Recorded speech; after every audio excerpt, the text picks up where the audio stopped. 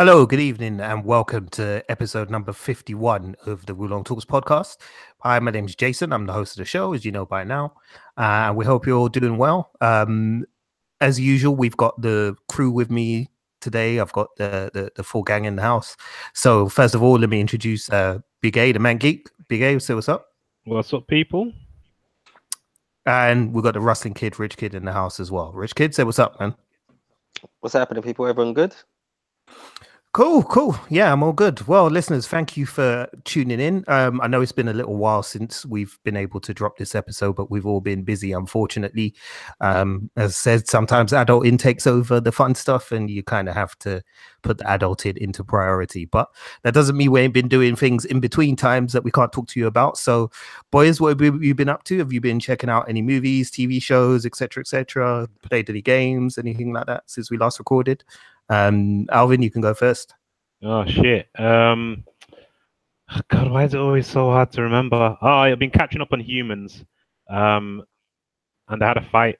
It was kind of a shit fight because two robots fighting, but it's just like, you know, when you see a fight on TV, too many cuts, man. You know what I mean? And you know, they rehearse that shit on the day. No disrespect to them, but you know what I mean? In the UK, we need to step it up when it comes to fight scenes on TV because we don't pay enough attention, man. Just watch a bit of Jackie Chan and you know to do those long takes, innit? Yeah. You know what I mean? Shots, like long shots and do long takes. It's not that hard. I'm putting the groundwork, you know what I'm saying? But other than that, just been on comic books. Like Black Panther's tight at the moment.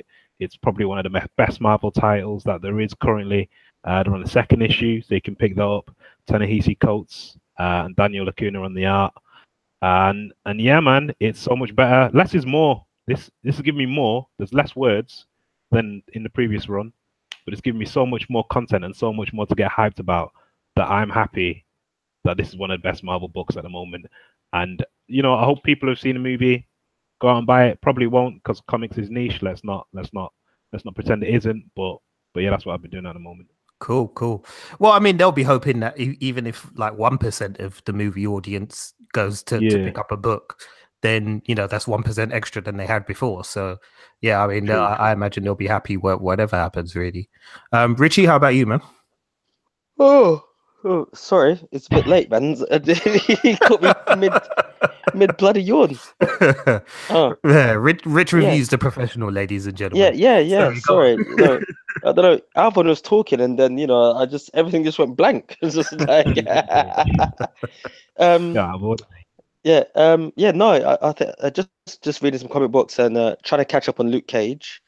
Like I've said before, and I'm sure I've mentioned this on the podcast before as well, is that I'm trying not to binge watch shows because I really want to enjoy them. So with the whole Luke Cage thing, I think I'm on episode 8 now, and I'm just really enjoying it. So I mean, obviously, I should be finishing it by the end of this week, and I'm sure one of the shows will be dedicated to Harlem's finest. So there's that. Obviously, just been reading up on some comics. I haven't been to pick up this week's stash, but yeah, I have to agree with Alvin. Like Black Panther is definitely up there for one of the best comics out there right now. Although I did mention to Jay today when we was on the way back is that Coates' run on this is really, really good. But I just had to sit down and think back. This is the same thing that I said about Coates' run on the last Black Panther, whereas it was like the first, I think, 5 to 6 issues were really good. Do you remember, Alvin? And then it got to like, let's say maybe issue 7. We were like, hey, what's going on? Like this is whack, man. Yeah, it happened. So I mean, like right now, as much as I am loving it, it is early days once again. But I mean, Marvel are really looking to try and pull out the stops in regards to their comic books. They're like pulling out some big name writers and big name artists to try and change some titles which are only have like a big following in the movies, but then also trying to change like the comic book titles of them into like A-list titles. So good on them. So that's basically what I've been doing. Just catch up on Luke Cage, catch up on some comics, and playing the mobile video game called Implosion, which is basically is almost like a Gundam type of thing where you just play this guy called Jake, and you've been put into a spacesuit called Nightwing, and you have to go down to this planet and you have to defeat these like mutants and stuff like that. and it's just that helps me pass my half-hour train journey to and from work. So yeah, so that's what I've been up to recently. Okay, you're turning into a proper little mobile gamer now, isn't it? I'm trying to ting in it. I'm trying to ting.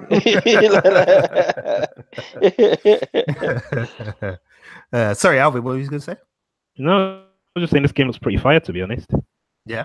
It was where you got the sword and all that. Yeah, you played it, yeah? No, I'm just looking at the trailer now. Yeah, bruv, listen, the game's all right, man. I'm not even joking. They don't, some of these Android games, they don't like, you don't hear shit about them until someone talks about them, you know what I mean? Yeah. I tell you what, like, you'd expect to at least hear from IGN, but nah. Yeah, it's a surprise. All right, well, keep us informed, Rich, on how you're getting on with the game and stuff. Oh, okay, no, I can tell you now. I've defeated the first part of the trial, and then it goes to would you like to purchase the actual full game? And I was like, you know what? Let's have a look. And then the actual game costs £8.49. So, and you were like, nope. Yeah. So I know that we said that I've been swearing a bit too much, but I think this is garnered. That came up, and I went, fuck no. So yeah. But I mean, maybe I might get it at some point because it actually is a really decent game for a mobile. Like when down to graphics, down to the gameplay, down to the sounds. It to be honest, it is worth £8.49. I'm just being a bit of a skinflint. Okay. Fair enough. All right, listeners, well, you heard that, so you can go and check that out on Android. I'm assuming it's on iOS as well, so yeah, go and check it out. But yeah, man, I mean, guys, I wanted to talk firstly about the state of fandom, really, in the world as it is now.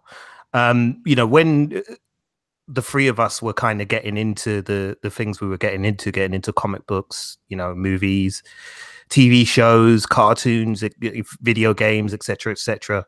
There was a time where it felt like we were all just, people who kind of enjoyed what we did within a certain space. There wasn't really a lot of pressure or kind of a need to be a certain way or to feel a certain way about the things that we enjoyed. We just watched it and we either enjoyed it or we didn't.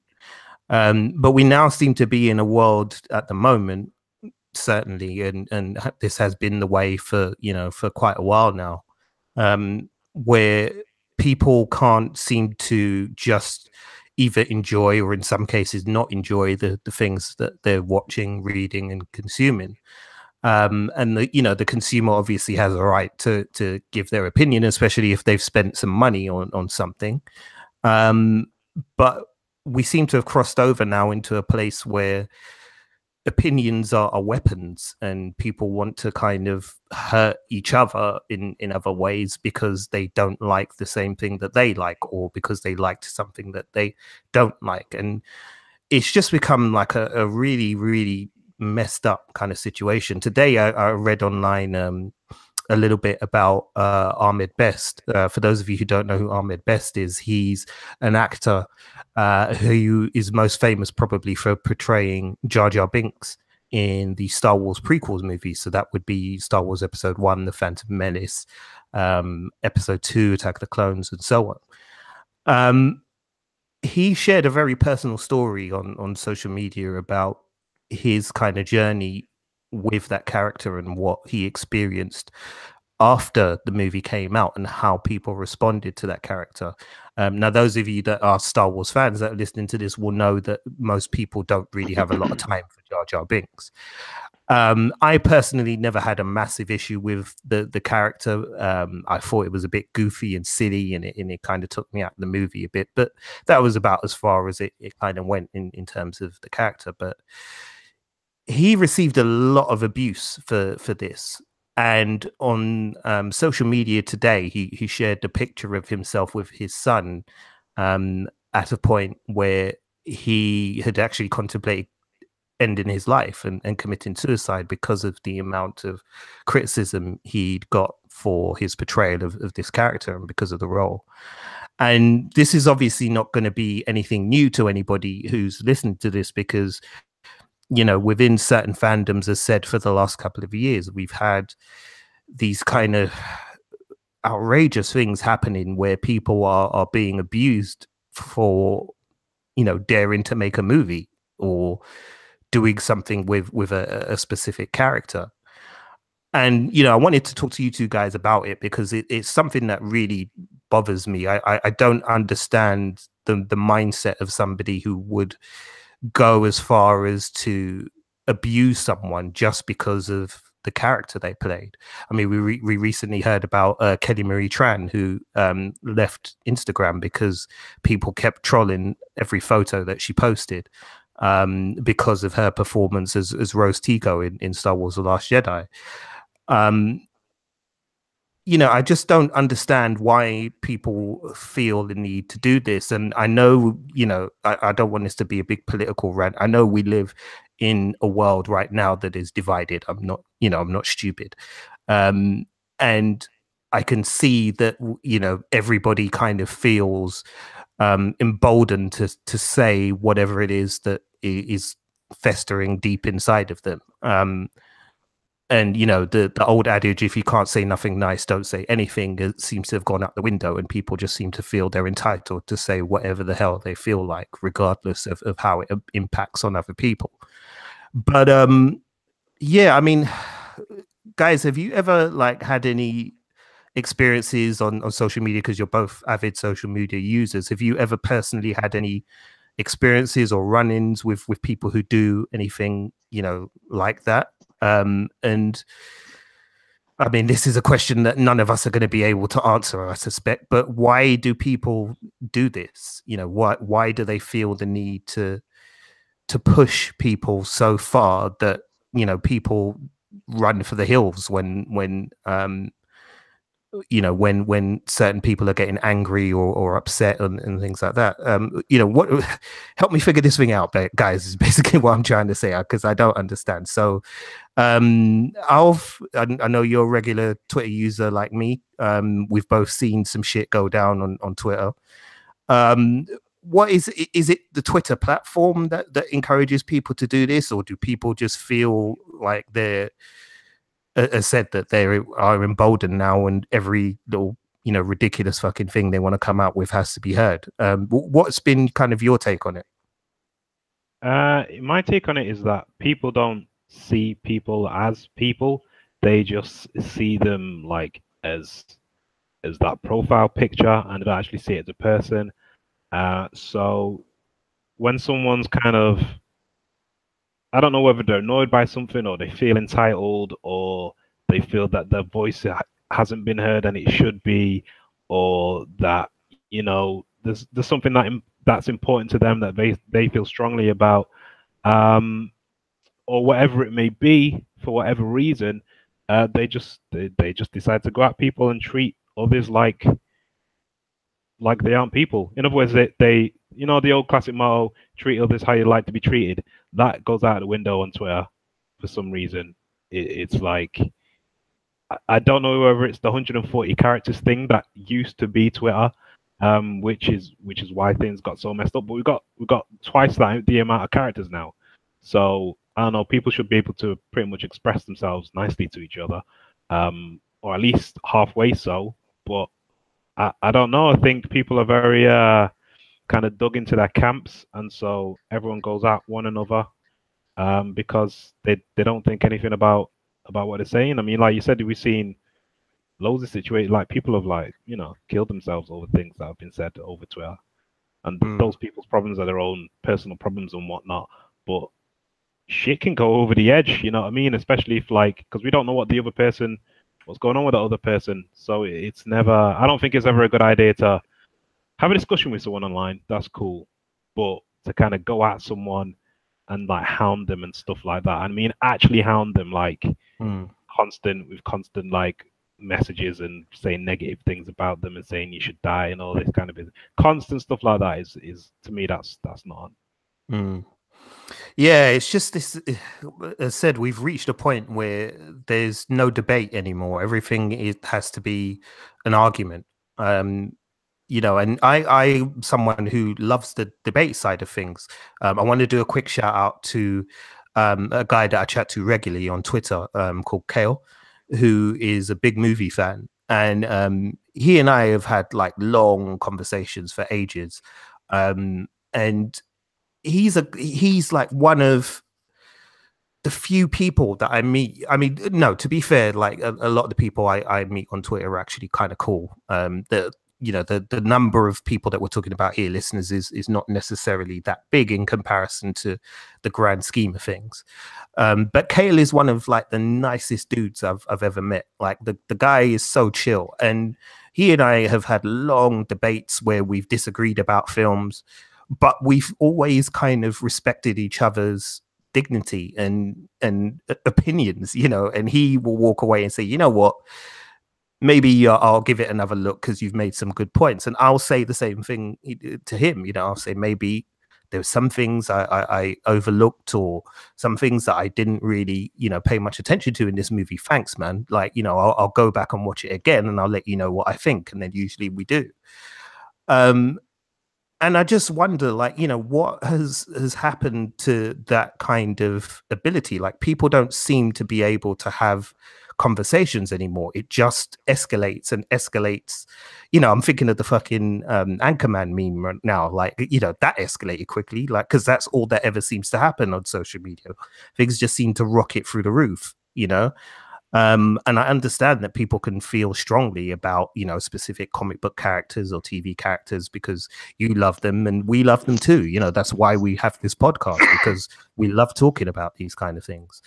And we love talking about them with you, and we want to hear your opinions too. But, surely we're all at a level of kind of, social understanding and upbringing that says we can have a conversation with somebody and not necessarily agree with them, but respectfully agree to disagree and leave it at that, if it's that divisive. I don't understand this thing where people feel they have to kind of escalate all the time. And as you said, Alvin, this has consequences, and this is what people don't seem to understand, is that these things do have consequences.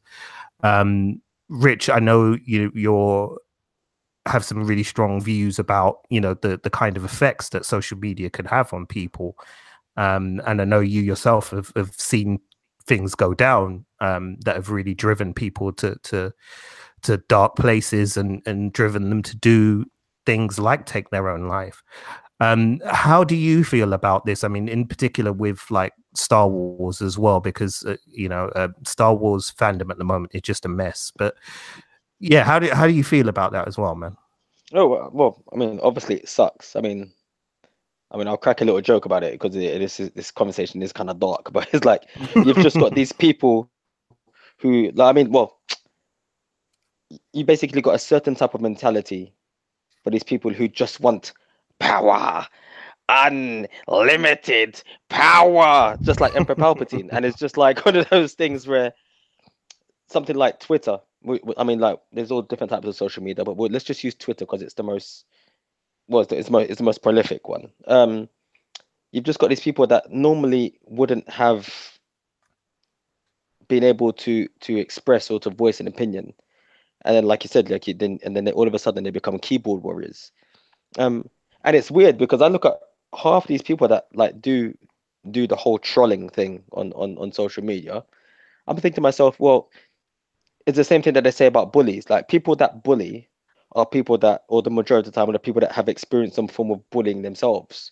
So I look at these people who are going crazy on social media and and having a go at this person and having a go at that person, and clearly just looking at them as maybe the character that they portray, or just looking at them and just trying to break down them as a person because of the way how they portrayed a character that they may love, or something that they may have drawn, or something that they may have written, and feeling that it's not for them. It's literally just a vicious cycle. And I sometimes try to sit down and think, is it a particular generation? Because I'm not really on Twitter. I've seen things go down on Twitter, but I'm not a Twitter follower.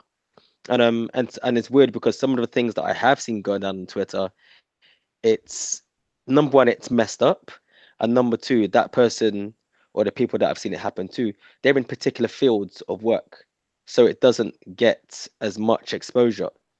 So it's one of those things where it's like it's been fueled from all different angles, but it just doesn't seem to be helping itself.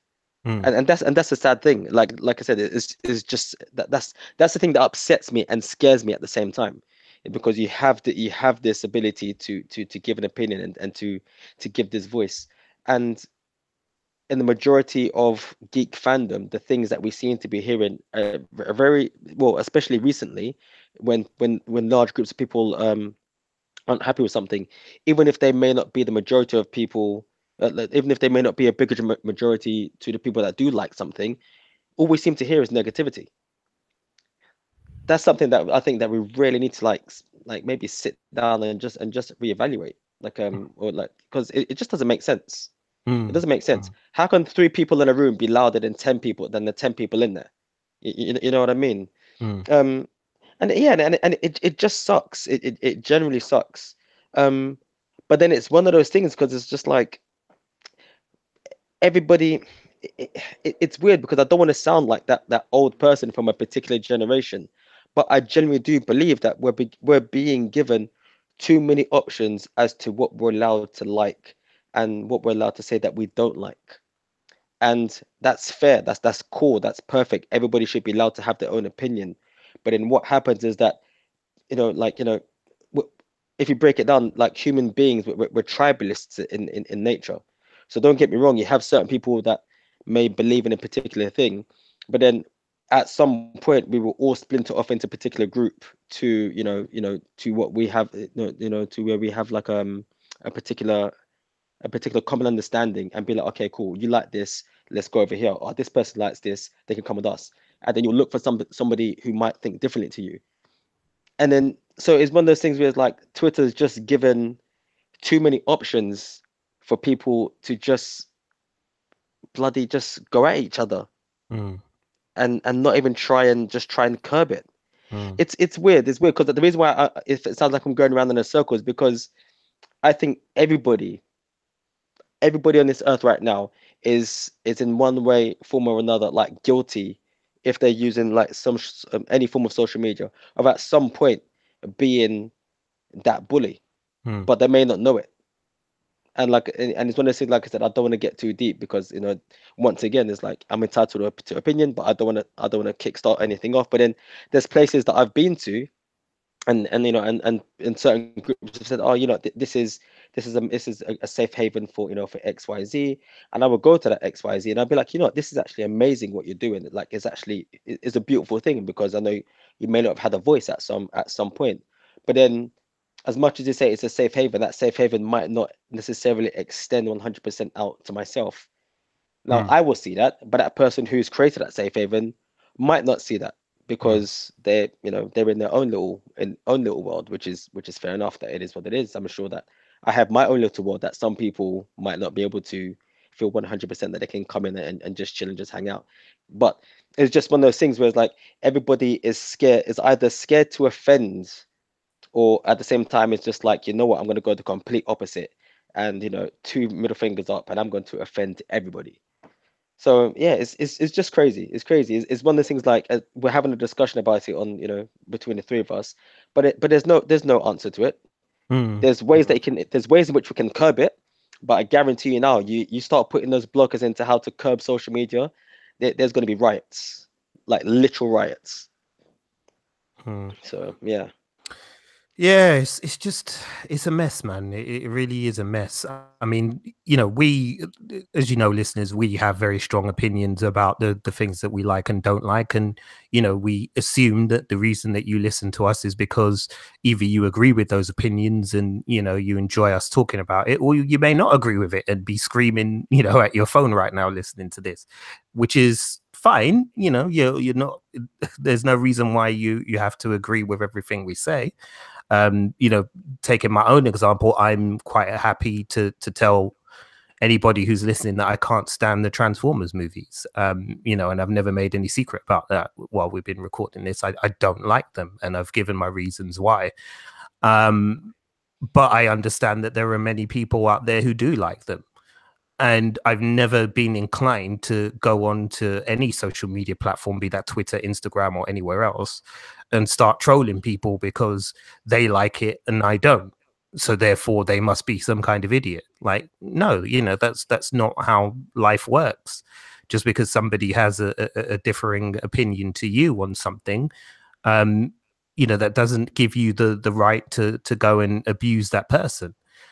No, obviously there are, you know, there are guidelines, so to speak, I guess, in terms of how we go about expressing those opinions, and particularly if your opinion is something that you know is going to be offensive to people, then, you know, maybe you should probably think about whether it's wise to actually go down that road in the first place. But nonetheless, you know, as said, we all encourage free speech here, and we believe in free speech, but free speech isn't free, to quote Team America World Police. I can't believe I'm doing that here, but yeah, you know, there is a price to pay for that. As said, there are consequences to the things that you do. And if you aren't prepared to deal with the consequences of the things that you do, don't do it. It's that simple. I mean, I've kind of gone into a rabbit hole here, so we'll wrap this thing up. But I mean, in terms of, you know, the guys, the sort of the future of I'm thinking of two fandoms in particular that seem to be particularly toxic at the moment, which is Star Wars and DC movies. There doesn't seem to be any kind of light at the end of the tunnel with either of those, really, which is kind of depressing for, you know, all the rest of us who just want more content from Star Wars and DC. And, you know, do you see any way in which these things change? I mean, Rich, I know you were talking about kind of, you know, possibly curbing the social media, but is give the listeners some hope, man. Give them some hope for the future. That's what I'm asking you all. Hold on. So what's the question? Do you see any kind of way out of this scenario, really, where we're at the moment, particularly, as said, with Star Wars and with DC, where there's just these kind of wars going on amongst their fan base and with other people? No, I actually don't. I think maybe one thing that could happen is that don't listen to the fans. But then at the same time, you need to listen to the fans somewhat.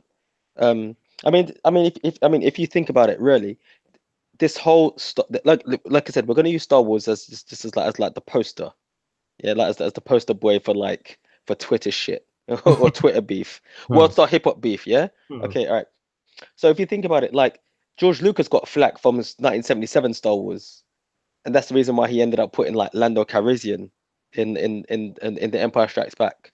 So this isn't anything new. It's just a lot more common, and you can see it whenever you want to see it. Which is one of the things that Ahmed said about Ahmed Best, and he was like, "Wow, like Ahmed Best, like that must have really pushed him." And think about it, this was before the days of social media. So, I mean, so to a certain degree, I think that I wouldn't say that it's worse, but there's something even scarier about back then. Because now you're getting letters. To me, a letter seems a lot more, what's it called? It seems a lot more personal. Yeah. Because you have to have sat down and thought about your shit, then got a pen and a bit of paper, written down your death threat, and then posted it, researched where their address was in the phone book, and then went out and posted it. Yeah, it's like, you know, you go to Twitter and it's like, yeah, man, I hope you die. You know, you ruined the Star Wars franchise. You just be like, you know what? You can be even that smart person on Twitter and be like, you know what? All my fans, retweet. This person's profile, and you know that motherfucker's gonna get shut down. But then, like you said, you know, forget the whole thing of like getting a letter and finding out where they live. They know where you live, and God forbid you got that letter and it's one of those ones where they cut out the letters from a newspaper, so they can't even trace the handwriting. Like, you know, the stuff we've seen. So I mean, this isn't anything new. It's just that I don't think we've ever seen it at this height before, literally because of social media. But then maybe it's a thing of, like I said, like, you know, studios will have to stop listening to a certain degree to, you know, to these people, because if you think about it, really, you've got like whole groups of people, you know, making noise about a particular thing that might happen in a film. If you stop listening, or if you don't respond, those people will shut up after a while. That's the thing. But like I said, I mean, that's easier said than done. But the sad thing is obviously people who, now are in the public eye, who will have their own social media, and when they get attacked personally. I mean, how does that get policed? How does that get dealt with? There's no answer to give. Like, I know you'd like me to be able to shine like a little bit of light in this dark cave on Dagobah, but but I just don't think it can be pulled off, aside from curbing social media. Yeah, true. Alv, any thoughts? Yeah, I mean, with the whole Star Wars thing, it's weird because, like Rich was saying earlier about 3 people in a room somehow have the loudest voice. I think they don't actually have the loudest voice. I think what's happening is that they're being signal boosted because there's certain media outlets that like putting the negativity out there about what they're doing because it will get clicks. I don't think they actually care really, or they pretend to care about what's being said. But really, it's all for the clicks. So when there's outrage regarding anything, they'll write something about it for the clicks. So it'll seem like X group of people have a loud voice when they actually might not. On the flip side of that, I also do think there's people who do want to be pandered to regards to certain things. Me personally, I'd rather they just make the movies the way that they want to do them, be mindful of certain things, you know what I mean, in regards to casting and whatnot, and blah, blah, but don't place such a heavy focus on it. I think, like, for people like Kelly Marie Tran, it's probably best to get someone else to do your social media, the same way how, like, Jackie Chan and bloody Tom Cruise do it, you know what I mean? They ain't posting their shit. Someone else is posting their shit for them. If someone else is posting your shit for you, you don't have to see the negativity. You know what I mean? You don't have to be anywhere near it. But I don't know, man. It's kind of fucked. All I want is for, like, the fan bases are broken. You know what I mean? Especially now because of the whole culture war, blah blah. You know what I mean? So I honestly don't think there's a way back. I think I spoke to someone at Star Wars Celebration about this last year, but there's not. Companies want to be the good guy so badly that they will echo certain things without realizing that they don't actually have to echo them. No one's expecting them to. Only certain people are, but that's even a small group of people, but they're quite powerful and influential. So therefore, they do kind of pander to those people. But it is fucked at the moment, and I honestly don't think there's any way back. Fan bases are clearly separated into kind of like different parts. You've kind of got the people who are like us who just want the shit to be good, and then you've got other people who want to be pandered to, and then you've got other people who seem to hate everything, and then people who are a bit of a mixture of all of that. And yeah, there's no way back. I mean, maybe, I don't know, call me crazy or something, but when someone's a fan of like a sports team, they know the history of that sports team in it, you know what I mean, and they know the current state of the sports team. When it comes to kind of anything geek related, apparently now, like, having knowledge of canon is gatekeeping because you're, well, saying there's a barrier of entry, but the kind of should be, to a degree, as you continue down that path of being a fan, you should learn as much as you can, as you humanly can. You don't have to read ridiculous amounts of canon, but I think you should, because it's like, otherwise, what's the point? Yeah, I don't know. All right, listeners, we're gonna move on from this topic because it's kind of heavy, and yeah, we're just not really getting anywhere. But one thing I will say before we move on is, I think that, you know, amongst all of the crap and the garbage, I told you about Kale, who I talk to on Twitter regularly, and big shout out again to you, Kale. You know, the 3 of us came together at different points in our lives, and we came together as friends, doing this podcast because of our shared love for geekdom, I guess, and pop culture, and movies and comic books and gaming and all of those things. And I still believe that there are loads of people out there who can connect with each other in positive ways through things like Star Wars, things like DC movies and comics and all of that. So hold on to that, because there are people out there who, you know, are genuinely good people, balanced people who don't have this kind of psychopathic tendency to want to flip off at everything. And a lot of those people who do that have other problems in their lives anyway, is my conclusion. So until they deal with whatever is bothering them outside of their life, then they're going to carry on using Star Wars or whatever it is as their vehicle for venting at the world. But you don't have to involve yourself with that. You can tune out of that. And as I said, look out there, because there's people out there on social media who are really good peeps. So, you know, be nice to each other, man. I actually thought that you said that we got together at different points in our lives, you know, to put the podcast together. Wow, I didn't know that was the reason why. I thought we got together to form Captain Planet. I thought I was in it for a completely different ball game, lads. I'm sorry. I might not be here next week if that's not the game plan. I'm sorry, just let you know. Well, yeah, nobody gave me the memo because I'm still waiting for my ring, bro. All right, man. Let's move on. So while we've been off the air and not recording, we also had the E3 festival take place and kick off, and we got loads of kind of game trailers and gameplay snippets. I was only able to check out a few of them because I wasn't really around at the time. Alvin, I know you kind of were keeping one eye on sort of the Microsoft one presentation and what they did. Could you summarize in a few words what you thought of it, and you know what kind of things we should be looking out for on the Microsoft end? Yeah, pretty much.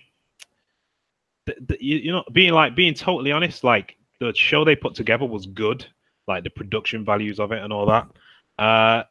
Like they did show some exclusives that were coming. Like, fuck me, the first thing they announced was like Halo Infinite, which at the beginning of the trailer I was going, yo, is this Tomb Raider? Because it looked like Tomb Raider. And then I saw the inside of a Pelican, which is the dropship from Halo. And I was like, nah, this is fucking Halo. And then like they're just showing more snippets, and then they showed like the Marines and that, and I was like, yo, this is Halo. And then you see Master Chief's helmet, he's holding his helmet, and then look, the Halo music kicks in, man, and you see that warthog like whip across the landscape of I think it's a Delta Halo ring, and I was just like, I can't believe Halo's coming back, and I just hope they're gonna like bring it back to basics. It's called Halo Infinite, and my theory is that they're gonna try and do something crazy, like have an entire Halo ring for you to explore. That's what I think, because when I think of Infinite, like a circle, a Halo ring, it's like infinite because you can just keep going around it. So Halo Infinite. That's why I think it's called that. Unless my ideas are too big. Gears 5 they showed as well. Cyberpunk 2075, but that's not an exclusive. But they just did the trailer at like the end of their thing in that. And there are a few other things as well which look cool also. But the best thing that happened was when it was announced that they purchased 5 studios. They created 1 studio actually and purchased 4 to create first-party content for like now and the future. And this is something that Xbox has needed for a while, because what kept on happening is that they would say announce something like Scalebound, and then partway through production it would get cancelled. Fable Legends, partway through production, cancelled. Lionhead Studios, who are making Fable Legends, they closed it down. You know what I mean? And all this. So we've been dying for like first party titles, and they're coming a bit late, but at least they've made kind of like that kind of business decision to kind of secure shit for the future, so we can get kind of more quality good exclusives as well.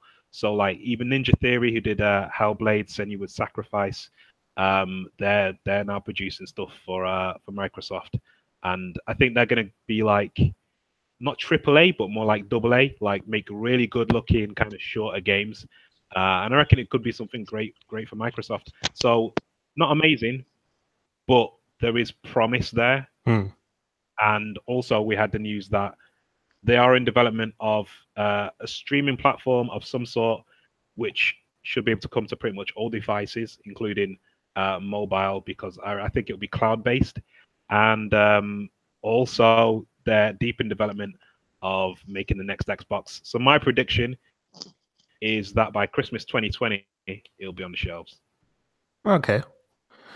Cool. Yeah, there's been a big push for streaming at the moment, isn't there? I mean, like, there's just a massive kind of drive behind that. They obviously, I mean, someone that, again, I was talking to on Twitter. You see, you can have civilized conversations with people on Twitter, but I was talking to somebody who was tweeting about the conference, and they said that, you know, the big drive is really behind streaming, because hardware's kind of days are numbered, and I guess that's why we didn't get any major sort of hardware announcements. Because I think when we talked about the E3 last year on the podcast last year, it was kind of the same, wasn't it? We didn't really hear too much. I mean, apart from Nintendo Switch, we didn't really get much in terms of hardware from any other manufacturers. So it seems like this streaming thing is the way they want to go. But all I'll say to that is, listen, make my internet work in my yard, and then I'll sign up for streaming, because my internet ain't the one. Yeah, and I've got Sky, and it's long. So fix that up, and then you can start talking about streaming and streaming everything all the time. Anyway, Rich, PlayStation, we got a couple of looks at some of the titles that they have coming out from there. I know you were a big fan of Spider-Man, and we got some more gameplay footage from Spider-Man from there. Did that do anything more to keep you excited about it, or were you put off by the footage, or you were all in? I wasn't put off by the footage. It just didn't really give me anything new. I mean, to be fair, I mean, this whole E3 experience, I was actually a bit underwhelmed. Like, I was a bit disappointed, to be honest. Like, not there was nothing there that made me just go like, oh my God, like, when's it out? Okay, cool. Let me start saving money from now. There was nothing like that. I mean, obviously, because Spider-Man had been announced already, so that, you know, so a game like that doesn't count.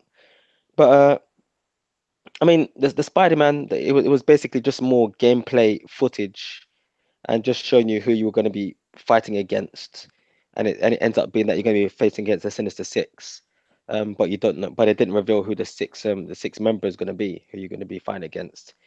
And then they've also, you know, I think revealed basically like they're going to be getting more costumes and stuff. But it's just boring stuff. To be fair, like, I don't know. I mean, for the first time in a long time, I remember like you'd get reveals. Let's say whether it be for films or, but in this instance for games, you'd get a reveal like a year in advance, and you'd be like, yes, you know, I can't wait for it. And then every time a trailer gets released, you'd be like, oh my God, like it's a year, like this year's work is worth the wait.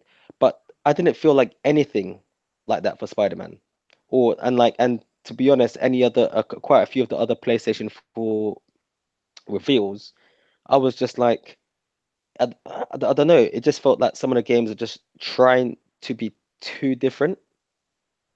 So all in all, I was pretty much disappointed. Spider-Man, I'm still gonna get it because it's Spider-Man, and if they follow kind of like the same kind of gameplay mechanics that the Batman Arkham games have used, then you're onto a winner. You're onto you know there's a no-brainer for anybody to pick up this game. There was a Devil May Cry 5 reveal, which was weird because I'm a big Devil May Cry fan.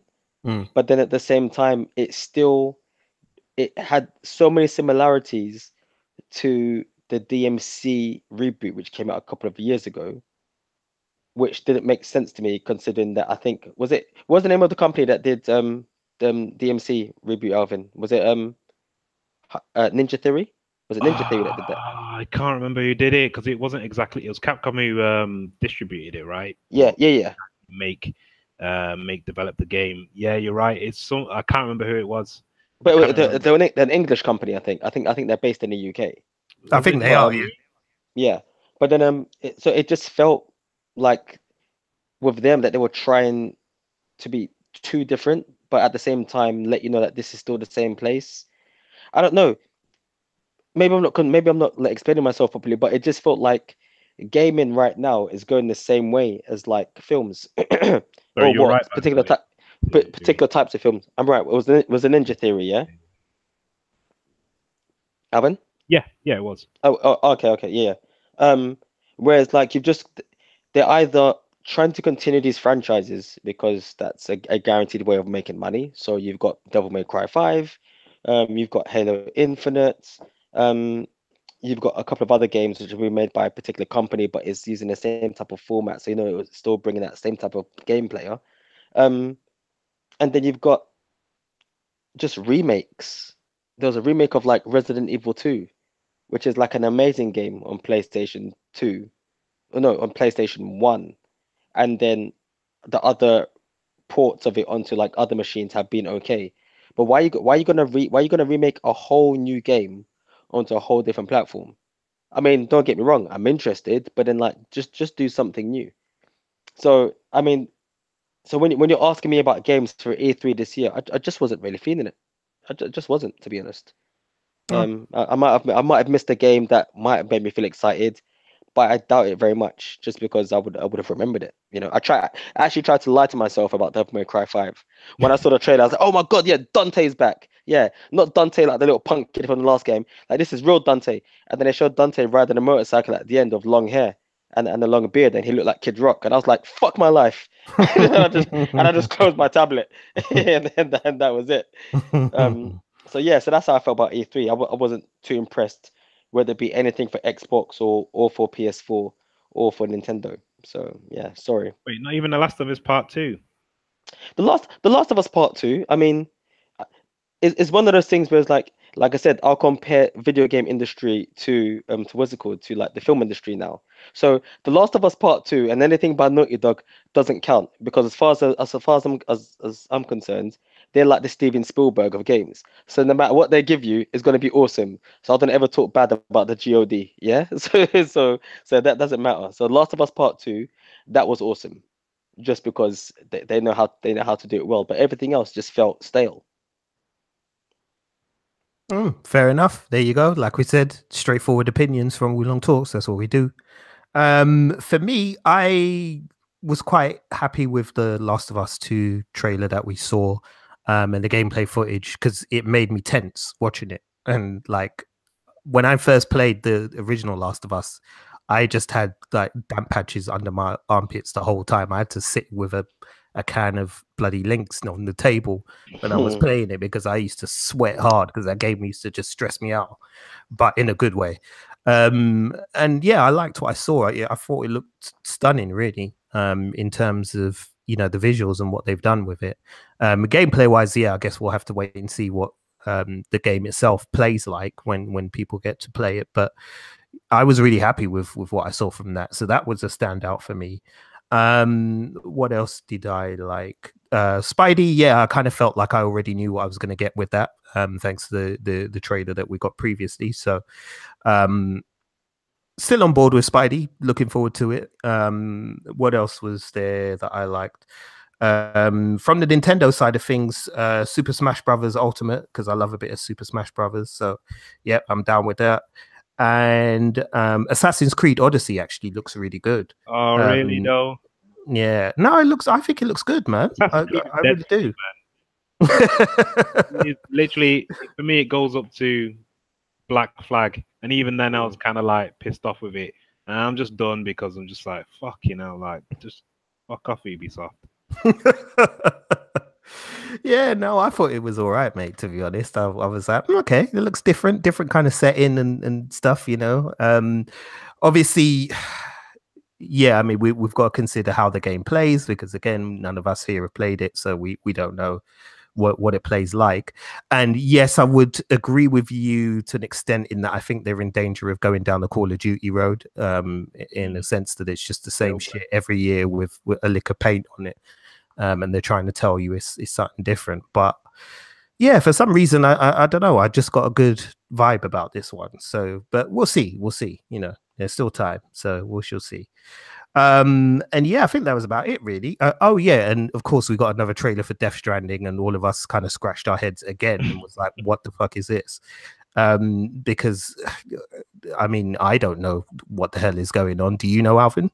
Yeah, I think I do. I think I've guessed it. Like, the first time I saw the trailer, I was just like, what? It looked great, but fucking what? But I think the second time I saw it, I kind of listened more. And as far as I know, from what I can tell, Norman Reedus' character makes deliveries from A to B. And I think pretty much you're going to have to traverse the landscape and avoid things, and cross rivers and shit like that to get from A to B. And while you're doing that, there'll be probably bits of story like dotted about. I heard an interesting theory about the baby. I heard that the baby is a respawn mechanic. So when you come across like rain, it ages your character. So if you're in the rain for too long, like the baby will be like kind of like another life, because it will continue where kind of you left off, because it'll get older in the rain or some shit like that. So if that's the theory, that's fucking a wild theory. But if that is it, then that's insane. But yeah, you're making deliveries to some weird ghosts and shit. I don't know how those ghosts like got there and all that, but fucking, you can either take them head on, or you can decide not to. Because I saw an interview with Kojima where he was saying you don't actually have to fight these like phantoms that appear, and that you can actually there's other ways of like avoiding them and getting around them. So the game's got choice, man. You know what I mean? And also you got fucking Bionic Woman in there. Apparently Kojima was a massive fan of Bionic Woman back in the day, so decided to freaking get Lindsay Wagner. That's her name, isn't it? Lindsay Wagner. Yeah. Decided to get her Lindsay Wagner. And yeah, no, I'm interested. Yeah, I'm interested to buy like a PS4, because I do need to play fucking God of War, because that game is fucking sick. And I know it's come out since like April. And I also do want to play Spider-Man as well. And I think I'm gonna have to play Death Stranding. So I don't know. At some point towards the end of the year, you might see me with PS4, man. Oh wow! The advocate of the master race is gonna get a PS4. Everybody, make sure you hold him to this. And of all games, it's Death Stranding. I'm just like, damn, like, bruv. Because I have to know what's fucking going on. You know what I mean? It's like, it's an enigma. It's almost like having to kind of know. Yeah, it's a fucking weird thing. You just you need to see it for yourself. Like, I don't know. Like, it would have been cool to see Gary Coleman, but it's not around anymore, isn't it? It's like that. That's what it kind of is like. I don't know. Like Death Stranding, I don't know. Like, it's weird. Like, I'm excited because I know Hideo Kojima is good at what he does, but then I don't know. I'm just scared that basically, like, he's always someone who's looking to try and give the best possible story ever, and the majority of the time he's been able to do that. And when he hasn't been able to do that, it's usually him bumping heads with Konami. So everyone knows that story about him and Konami, and how he had to continue making Metal Gear Solids because they kept on pressuring him and so forth. But it's just, once again, it's one of those things where it's just like you've had this game. I mean, when was it first announced? Was it over? It was what, 2 years ago now? Yeah, 2 years ago. And in my opinion and in my experience, the majority of games, like, when it starts hitting over like a 2-year period of people releasing anything for this game, the games never really end up fulfilling the destiny, because time has just passed. You look at like Final Fantasy, I think it was Final Fantasy 15. That game got overhauled completely by the time it came out. There was another game on PlayStation called Remember Me. Oh no. Yeah, but what's that? What, that spaceship game? Was it the spaceship game that you just spoke of? Yeah, No Man's Sky. Look at that. And all this shit. I remember. Yeah. Oh, I'm jealous. And the game comes out and it just loads of rocks. Yeah. Every planet was just like rocks and shit, and that was it, man. And it's like, it's like, and like with the Death Stranding game is, the first trailer you had obviously Norman Reedus, and then you had Guillermo del Toro, and then Mads Mikkelsen. And then, I mean, obviously all trailers are different, but then now he just announced that Lindsay Wagner's in it, Leia Sedu's in it, and it's just like, well, okay, cool, that's fair enough. But then why are you putting? I don't know. It just feels weird. It just feels weird, and it feels different to what Kojima usually does. He's usually really good at getting or creating characters of his own that you feel affinity for. But then, like I said, but now he's got all of these actors and these actresses in it. But like I said, the whole computer game industry, it's a thin line between watching a film and playing a computer game now. So, now they've got all of these people in it. Maybe that generally is the way forward. I mean, it wouldn't be the first time that actors and actresses have been, or actors have been used in computer games. But it's just one of those things where it's 2 years on and I don't know anything of what's happening. And I'm not even sure if I can even feed into the whole thing of like, oh, okay, I'm going to buy this game when it comes out, unless they show me something completely different. Because when does it come out? Next year? There's no release date. Yeah, there is no release date yet. No. There's no release. Come on, man. This game has to be that good that if my boy is saying, "Oh, daddy, I'm hungry," like I'll be like, "Okay, just give me 5 minutes." And then when I look at the clock, the 5 hours have passed. It has to be that good. Like, 2 years and no release date. Yeah, it better be that good. That's all I'm saying. Fair enough. All right, let's move on from that, man. Because E3, yeah, as you can hear, I mean, it wasn't amazing from us for us. But there was enough there, I think, to kind of take away and whet your appetite. So whatever you're into, listeners, you should find something from E3 that hopefully will float your boat.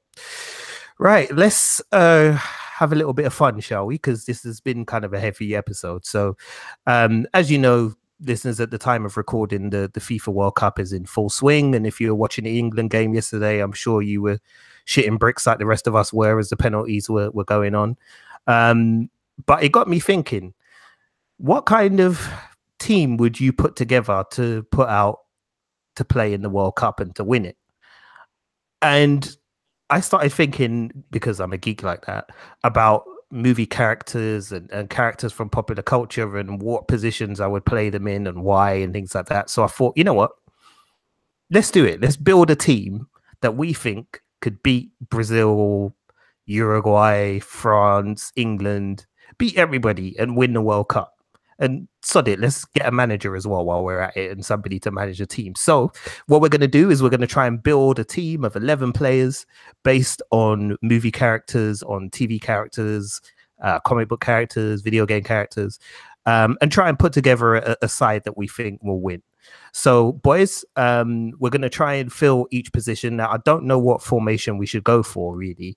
I was thinking maybe the bog standard 4-4-2 is because we're British and that's what British people do. So yeah, we might as well go with 4-4-2 and stick with that. But first off, for a manager, I would nominate Hannibal Smith from the 80. Oh, wicked. Yeah. Because he's always the man with the plan, and you need somebody who's going to have multiple tactics and different ways of kind of viewing the opposition and the game, and to come up with counter plans for the other plans. And Hannibal loves it when a plan comes together. So like, what more could you want from a coach? So yeah, you guys are good with Hannibal as coach, yeah? Yeah, I'm good with that. Good one. Cool. All right, let's get into the positions then. So we need a goalkeeper. Now, honestly, I've not got a clue. I do. We're going to play as a goalkeeper. Oh, right, cool. Okay, you go. Yeah, you go, and then I'll go. Reed Richards. Ooh, good shout. Good shout. Now, I should have said this beforehand, but let's try and avoid, obviously, people like Superman or Thanos or anything like that, because obviously that's just, there's not going to be a game of football if you included people like that. But yeah, no, Reed Richards is a good shout. I mean, well, the reasons are obvious, aren't they? But Alf, go ahead and state the case. Well, he's fucking stretchy, innit? And he can turn his body bigger. That's it, man. He's a good goalie. He can probably save any fucking penalty. Rich, how about you? Who do you suggest for goalie? Or did you have anyone different? Oh yeah, I had someone different. I was going to say Ant-Man. Oh, okay, that's interesting. Why? Because he can get big and just sit in the goal, bruv.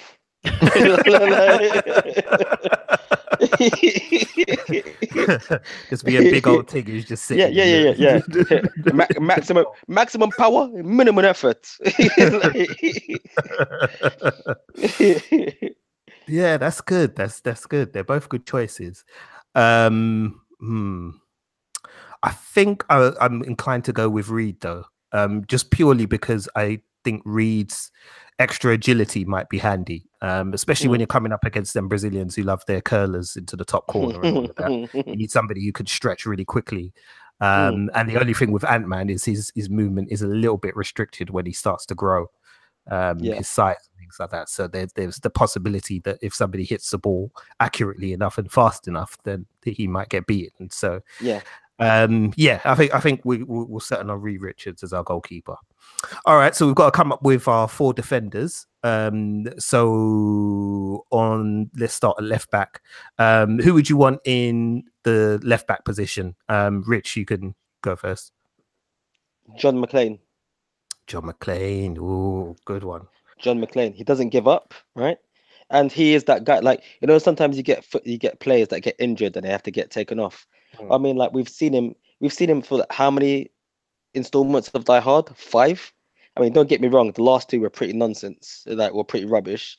But we've seen him like fight against like villains in Nakatomi Plaza, barefooted and in a white vest, you know, during Christmas time, jump off buildings, you know, with hose pipes. The guy's committed. I mean, like you can't say that against him. So I think put him in defense. He'd rather die than let that ball get past him. So yeah, I put John McClane up in defense. Okay, so John McClane is our left back.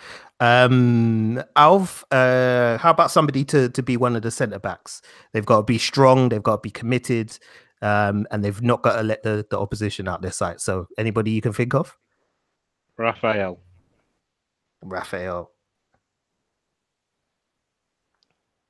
Okay, Raphael from the Ninja Turtles. I assume you're talking about Raphael from like the comic books and the cartoon, yeah, and not my man from the movies. Good. No. Because he's a flake. He's a flake, mate. He'd be useless. He'd be big for nothing. And he's slow as well. Any speedy attacker would just run past him with ease. So yeah, we can get rid of him. So yeah, Raphael, I like that. Solid. Yeah. I don't even need to explain it. You know what he's like. Yeah. Okay, Richie, we need another centre back, so somebody to play alongside Raphael. Again, we're thinking people who are going to be difficult to beat, who are going to stand up to the physical challenges, who are going to leave it all on the pitch. Who would you put as centre back? Oh, okay. And that's another centre back. So somebody who's strong and doesn't give up, yeah?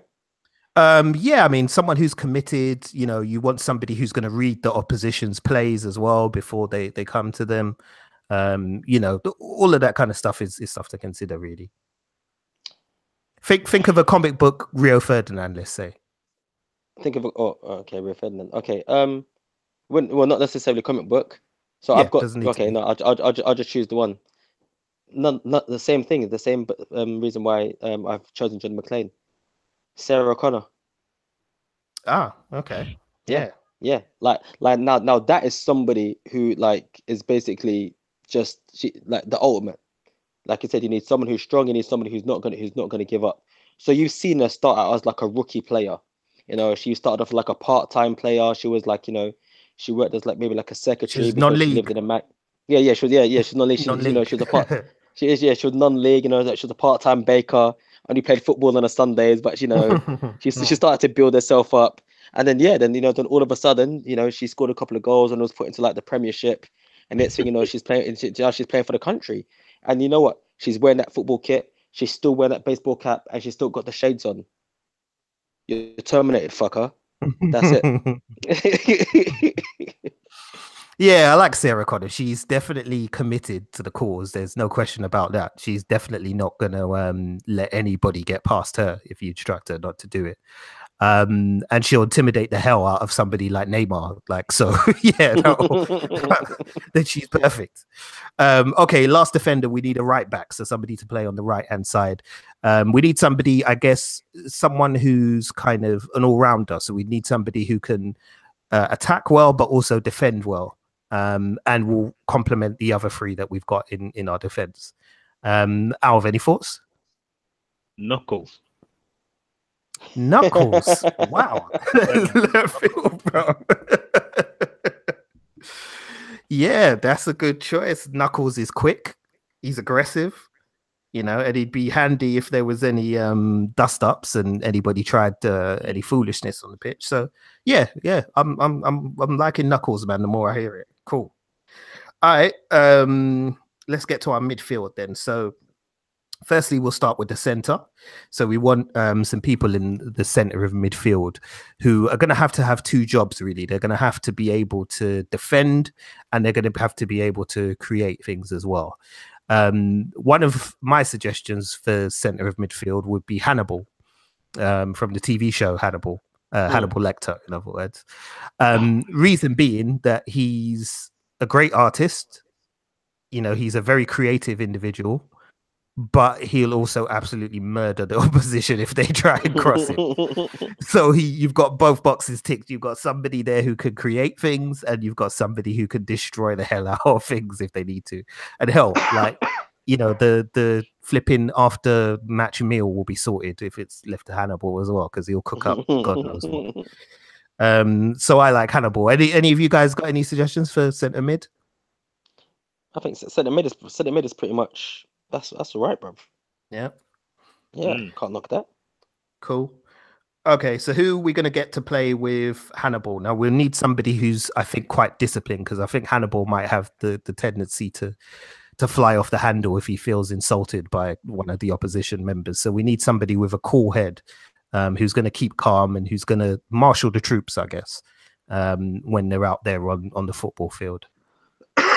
So essentially, could this person who's going to be marshalling the troops, could they be the captain? Yeah, of the for team? sure. Okay.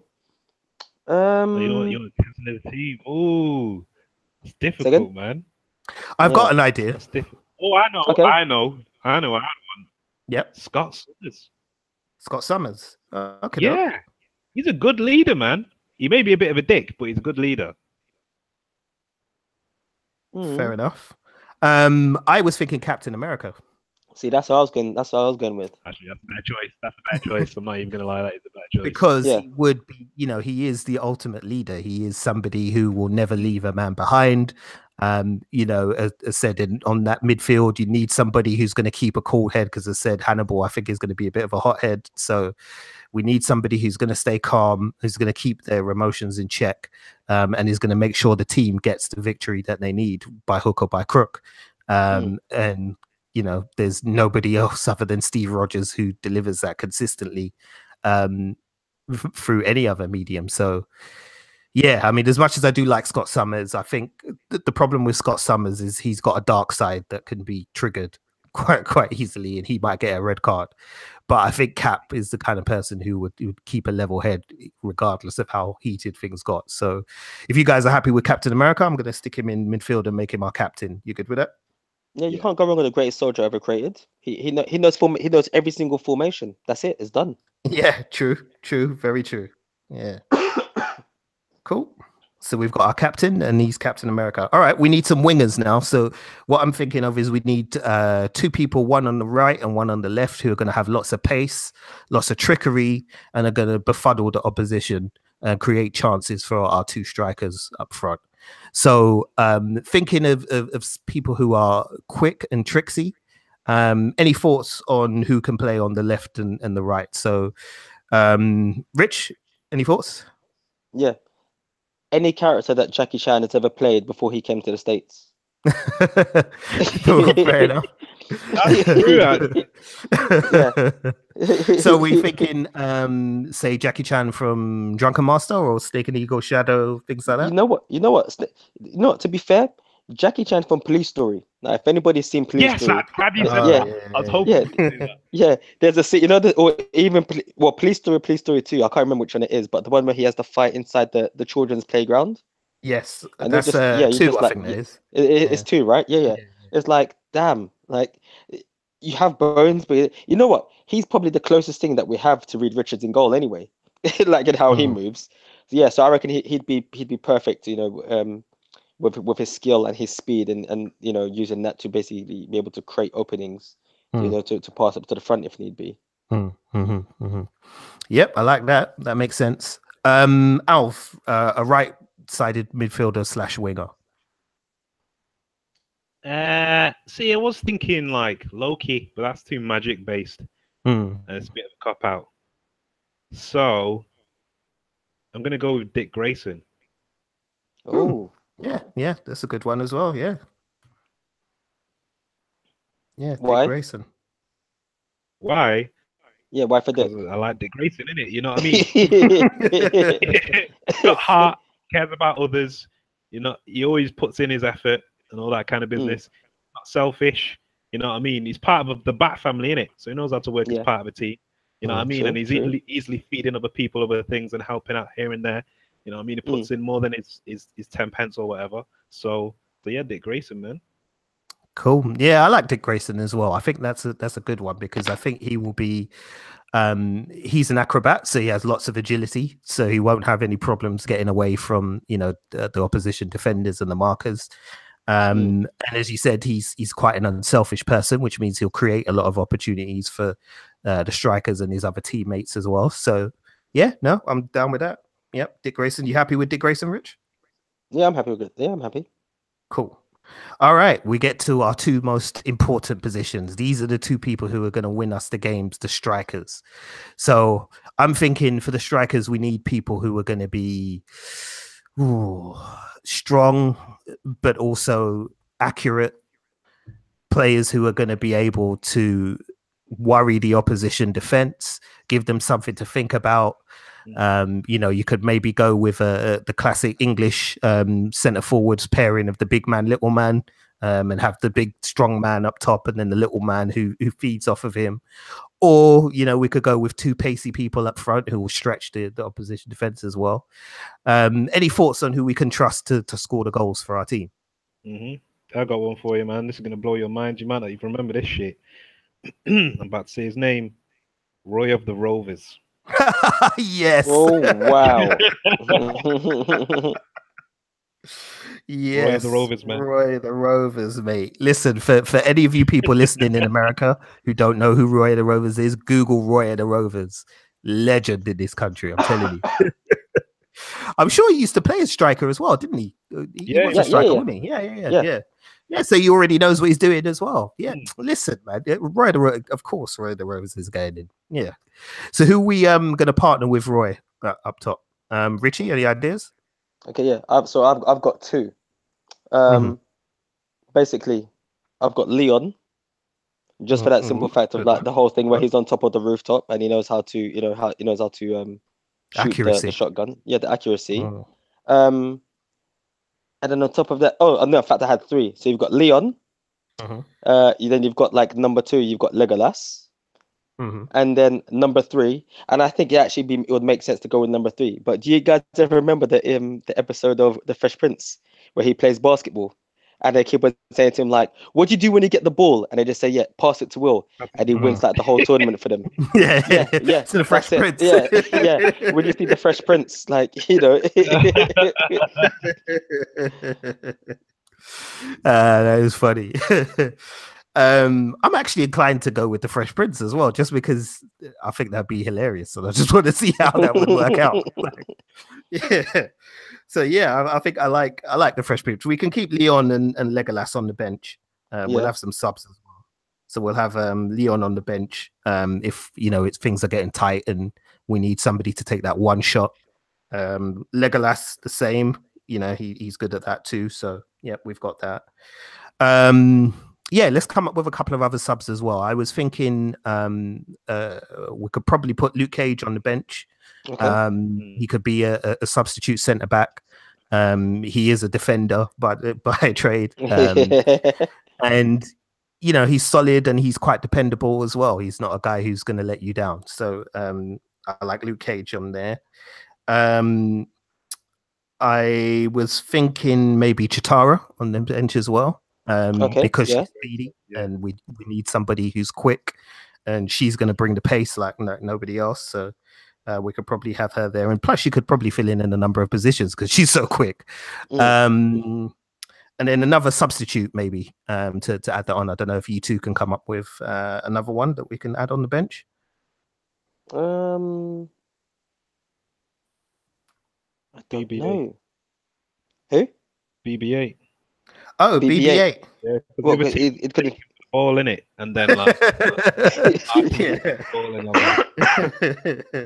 yeah, BB-8 could replace a ball at any given moment and suddenly find himself in the opposition's goal. Like, and everybody's like, "How did that happen?" Yeah, I like BB-8. Yeah, we'll put BB-8 on the bench. Okay, so we'll go for our team. So we've got our manager, who's going to be Hannibal Smith from the A team. Reed Richards in goal. Left back, we've got John McClain. Centre back, we've got Raphael and Sarah Connor. We've got Knuckles at right back. Left wing, we've got Jackie Chan from Police Story 2. We've got Hannibal Lecter in centre midfield. Captain America as partner in the centre midfield and our captain. Dick Grayson on the right wing, and then up front we've got Roy of the Rovers, and we have the Fresh Prince. I think that is a team that could beat anybody. Believe easily. We're taking the cup, mate. We're taking the cup. Wouldn't even go to penalties. It's a straight whacking in games, bro. Wouldn't need it, mate. Wouldn't need it. As I said, my only concern is maybe Hannibal, because I think he might try to do some madness and get himself sent off. But hopefully having Cap on the pitch will keep him in line. So yeah, I think we've got that. So Brazil, look out, man. Uruguay, look out. England, look out. This team is coming for you. Yeah, so that's the Wulong Talks 11 to win the World Cup.